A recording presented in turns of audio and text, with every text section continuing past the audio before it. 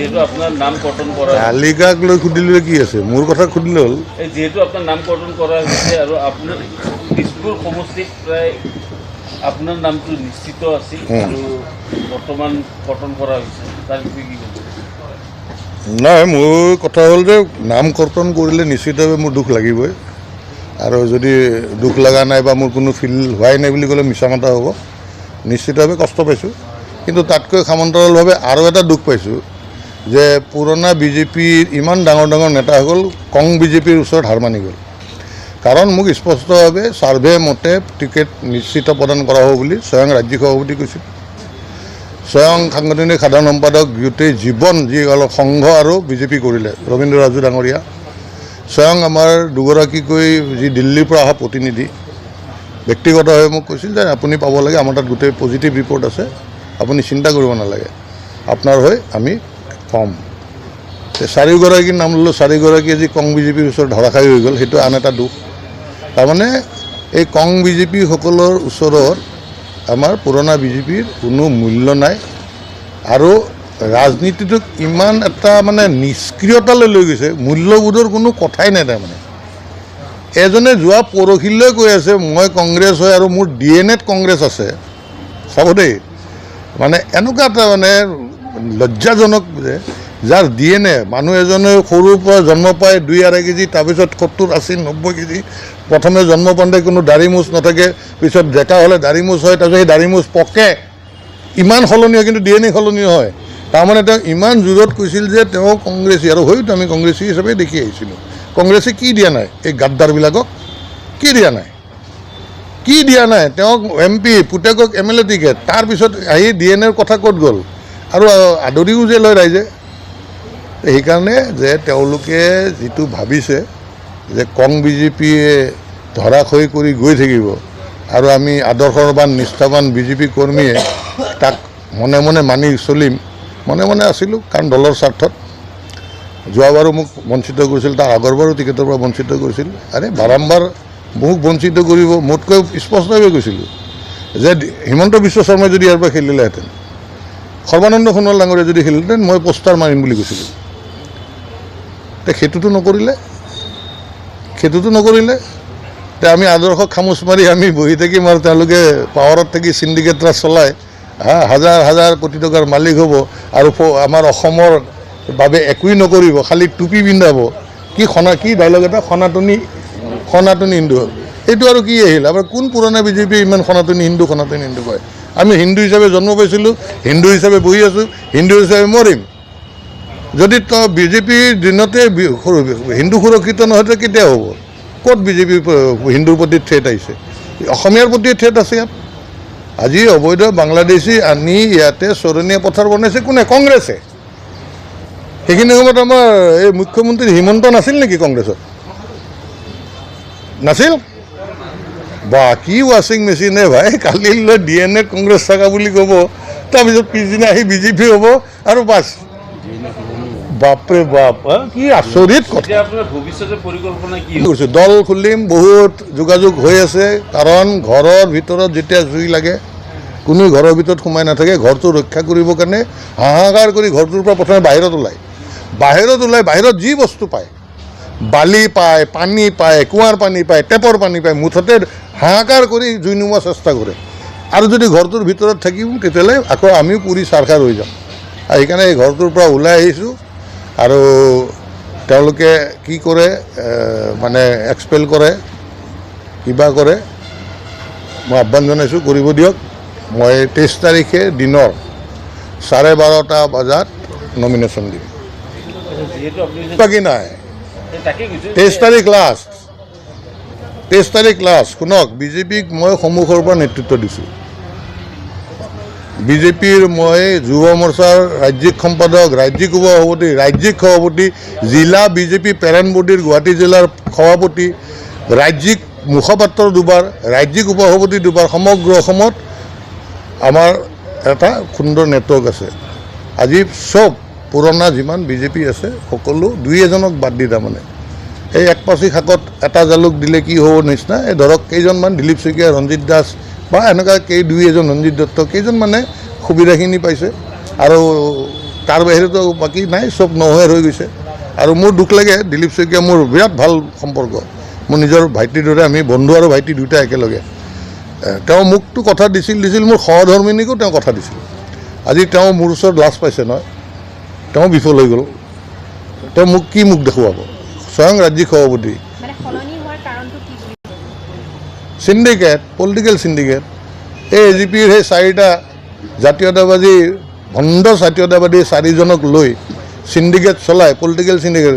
গৰুৰ গাই চিণ্ডিকেটটো চলি আছে শুনিছোঁ, বালি বোলে চূণশিলৰ পৰা আৰম্ভ কৰি চবৰে চিণ্ডিকেট, এটা পলিটিকেল চিণ্ডিকেট। মই স্পষ্টভাৱে ঘোষণা এইকাৰণে কৰিলোঁ, মাত্ৰ 2 ঘণ্টা আগত ঘোষণা কৰোঁতে এতিয়ালৈ 8জনমান MLA মোৰ ফোনত যোগাযোগ কৰিলেই। ঠিক আছে, আৰু তেওঁলোকৰ এটাই ভাল লাগিল যে আজি মই এটা নিকা ভাৱমূৰ্তিৰে কাম কৰিছোঁ দেই, বহুত কষ্ট কৰিব পাৰোঁ, চবেই জানে। আৰু তেওঁলোকে কৈছে, দাদা আপোনাৰ এই ঘোষণাটোৱে আমাক উৎসাহিত কৰিছে। এতিয়া দল 3 দিনত, এই 23 তাৰিখৰ ভিতৰত দল খুলিব নোৱাৰোঁ, কিন্তু দলটো 2029ত কি দেখায়। আৰু আমাৰ এই দলটো আমি ঘৰ বচাব দেই, আমাৰ ঘৰ কোনখন?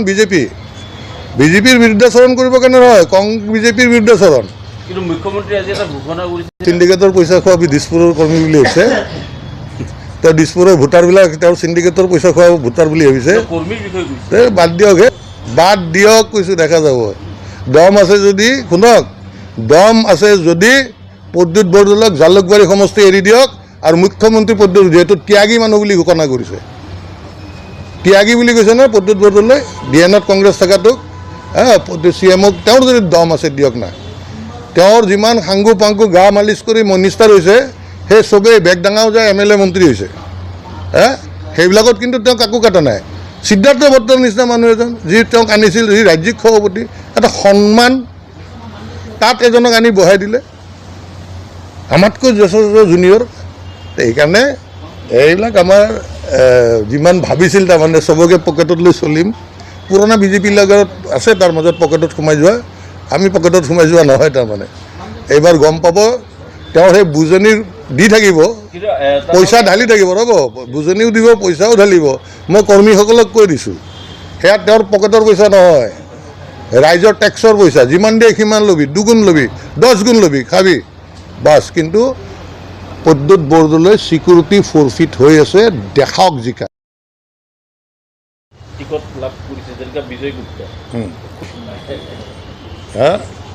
বিজয় গুপ্তা জ্যেষ্ঠ হয়, আপোনালোকৰ দৃষ্টিত বিজয় গুপ্তাক আগুৱাই দিছে আভুৱা ভৰিবৰ কাৰণে, যাক আমাৰ গুৱাহাটীৰ ভাগত টুপি পিন্ধাবৰ কাৰণে সিদ্ধাৰ্থৰ বৰ্তৰ কাটি দিলে, জয়ন্ত দাসক কাটি দিলে। কি আমাৰ গুৱাহাটীত মানুহ নাছিল? মাৰ্ঘেৰিটাৰ পৰা যে হায়াৰ কৰিব লগা হ'ল, কলিয়াবৰৰ পৰা যে হায়াৰ কৰিব হ'ল, দিছপুৰ বাকী ৰাইজ বহুত কষ্ট খাইছে। আজিলৈ স্বাধীনতাৰ পৰা আজিলৈ দিছপুৰৰ ৰাইজে লোকেল পোৱা নাই। এইবাৰ যুদ্ধ হ'ব লোকেল ভাৰ্চেছ ধুমকেতু, লোকেল ভাৰ্চেছ চালানী। আৰু তেওঁলোকে কি, শুনক, কৈছিলোঁ যাকে দিব সেয়ে জিকিব বুলি, মুখ্যমন্ত্ৰীয়ে কৈছিল আৰু আমাৰ সভাপতিয়ে কৈছিল, পঠাওক এইবাৰ যাকে দিব, ছিকিউৰিটি ফৰফিট হৈ আছে। আৰু সেইকাৰণে মই জিকিম আকৌ, কিন্তু কি কথা আপুনি জিকিব, কিন্তু কথাটো হ'ল যে মানে ৰাইজে এইটো হেৰি কৰিল, ক'ত আহিল শুনক, এতিয়া হিচাপটো দি আছোঁ। যোৱাবাৰৰ লোকসভাত মীৰা বৰঠাকুৰে খেলিছিল নে নাই? দিছপুৰ সমষ্টিত বিজেপিৰ বিজুলী কলিতা মেধিয়ে পাইছে 1,26,000, মীৰা বৰঠাকুৰে পাইছে 60,000। 60,000ৰ মাজত মই যিহেতু ইণ্ডিপেণ্ডেণ্ট খেলিছোঁ, তেওঁৰ সমৰ্থক তেওঁক স্পষ্টভাৱে কৈছে, যদি জয়ন্ত দাই খেলে, আমি স্কুলত তেওঁৰ লগত আছিলোঁ, তেওঁতকৈ আমি জুনিয়ৰ আছিলোঁ, জয়ন্ত দাৰ বাহিৰে আমি তেতিয়া আৰু কংগ্ৰেছ কৰিব নোৱাৰোঁ। কাৰণ মই শিপাৰ না, ইয়াত শিপা, ইয়াত জন্ম, মোৰ পূৰ্বপুৰুষৰ জন্ম ইয়াত, স্কুলত পঢ়া, কলেজত পঢ়া, ছাত্ৰ ঘণ্টা কৰা, মোৰ শিপা। ইয়াত শিপা নাই নহয়। সেই 60,000ৰ 20,000টো মোৰ তাত আইনে আহি আছে, থাকিল 40,000।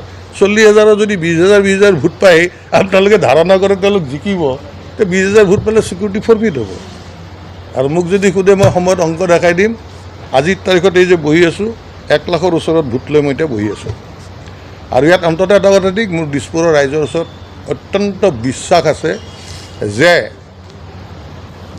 চিফ মিনিষ্টাৰে যিটো ভাবি আছে যে টকা ছটিয়াই ভোট কিনাম, তেওঁ ভবাই নাছিল। তেওঁ একচুৱেলি ফিডবেকটো ভালদৰে নল'লে, তাৰমানে চব তেওঁৰ পকেটৰ ভিতৰৰ মাল বুলি ভাবি ল'লে যে এই লকডাউনত এই অধমে হাজাৰ হাজাৰ পৰিয়ালক 1.5 বছৰ সময় তেওঁলোকৰ লগত মুখত মাস্ক পিন্ধি নিজৰ জীৱন তুচ্ছ কৰি ঘৰে ঘৰে গৈ মই তেওঁলোকক অন্ন দিছিলোঁ, তেওঁলোকক সহায় কৰিছিলোঁ, তেওঁলোকক ঔষধ দিছিলোঁ। আজি যিটো বিশেষকৈ ভাবি আছে ন তেখেতে যে আঁচনি, সেইবিলাকৰ লগত মোৰ আন্তৰিক এটা সম্পৰ্ক আছে, আত্মিক সম্পৰ্ক আছে। যিটো সময়ত সেই দুখীয়া মানুহখিনি জনশিমলুত ঘৰ বনাইছিল, GS ৰোডততো মাটি কিনিব নোৱাৰে, ধনী মানুহে পাৰে। অলপমান মাটি ক'ৰবাত 1 লাখ 1.5 লাখ 2 লাখ টকা দি কোনোমতে জীৱনৰ পুঞ্জি দি ঘৰ বনাইছিল, ঘৰ ভাঙিছিল। তেতিয়াতো আমাৰ বিধায়ক চৰকাৰৰ নগ'ল, মইহে গৈছিলোঁ। তেওঁলোকক লৈ গৈ সেই সময়ৰ মুখ্যমন্ত্ৰীৰ লগত তাৰ পৰা মানুহ উঠাই মিটিং কৰাইছিলোঁ। সেইবিলাক জানে নহয়, তেওঁলোকতো আছে ন মোৰ লগত। আজি মেঘালয়ৰ পৰা যেতিয়া খাচীয়াই আহি খেদি মাৰে, মহিলাৰ গাত হাত দিয়ে, মেডিকেল যায়, সেই মেডিকেললৈ ময়ে লৈ গৈছোঁ, ট্ৰিটমেণ্ট কৰাই মই আনিছোঁ। সেইবিলাকক CMে ভাবি আছিল পকেটৰ মাল। তেওঁতো নিজৰ মাল নহয়, চব লুটা মাল হা। আৰু আমাৰ টেক্সৰ, আমাৰ ৰাইজৰ টেক্সৰ মাল। তেওঁ ভাবি আছিল সেইবিলাক ছটিয়াই দিম। কি হ'ল, যোৰহাটত পালে নেকি? যোৰহাট লোকসভাত পাৰিলে। দিছপুৰত এইবাৰ ৰাইজ ৰখি আছে প্ৰথমবাৰৰ কাৰণে লোকেল ভাৰ্চেছ চালানী বা লোকেল ভাৰ্চেছ ধুমকেতুৰ নিৰ্বাচন আহি আছে। আৰু এই নিৰ্বাচনত চকু মুজি তাৰমানে মই ফালি চিৰি ৰাইজৰ আশীৰ্বাদত বিধায়ক হৈ আছোঁ।